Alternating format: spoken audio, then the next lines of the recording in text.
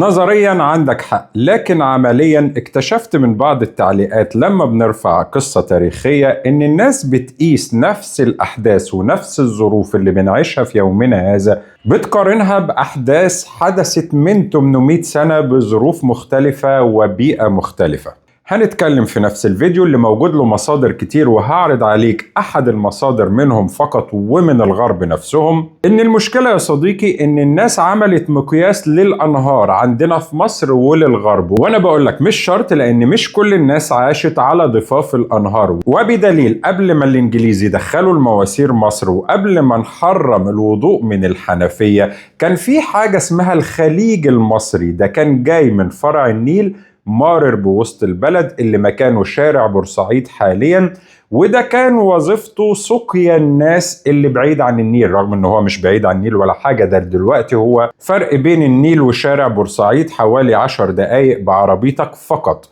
ورغم ذلك كان معمول لسقيا الناس اللي بعيد عن النيل. ما بالك الناس اللي كانت في الصعيد، الناس اللي كانت في الصحراء، الناس اللي كانت في الدلتا وبعيد عن شريط النيل. والخليج المصري ده ردم فيما بعد بسبب تلوث المياه فيه. ومن نظرتي للتعليقات والخلافات الحادة اللي جيت بين الناس وبعضها في التعليقات، أنا عذرت علماء المسلمين اللي حرموا القهوة واختلفوا عليها لمدة 400 سنة، لأن إحنا في وقتنا الحالي مع محركات البحث وسهولة البحث عن المعلومة مختلفين. ودلوقتي يا صديقي هسيبك مع أحد المصادر من الغرب اللي الناس شككت فيها برضو، قالت ما كان عندهم أنهار، كان عندهم أنهار ومستنقعات ملوثة، وكان في برضو ناس بعيدة كل البعد عن الأنهار. And before caffeine, it was a very different world and a very different consciousness. People were drunk a lot of the time, buzzed almost all of the time. People drank morning, noon, and night because it was safer than water, right? Water was really how you got diseases. Mm-hmm. If you fermented things, even low alcohol, it killed a lot of the microbes. So people, even kids, you gave your kids hard cider for breakfast. Wow. And this was true in America up until the 1800s, up until Prohibition. But anyway, caffeine comes along in the 1650s, and tea and chocolate and coffee all arrive in the same decade in England, which is kind of like great decade, right? And things start to change. In the form of coffee? Coffee and tea and chocolate, which also has caffeine in it. And so what would they had never experienced coffee before the 1600s? That's right. They had in the Arab world. They'd had it from like 1200 or something like that.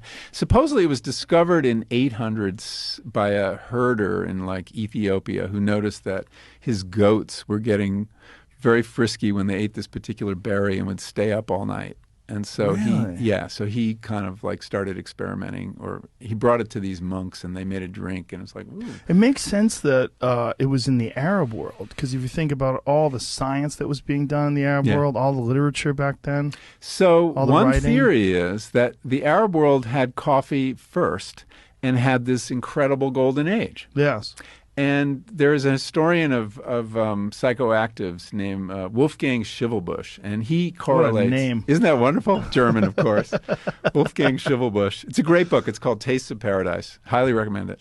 And he said this was the perfect drug for the culture that invented mathematics and had this incredible, and it helped the culture in two ways. One was, as safe as alcohol made water, boiling it made it much safer. And coffee and tea, of course, both require boiling water. No one drank boiling water or hot beverages before. So this gave this incredible public health boost to these places. And then you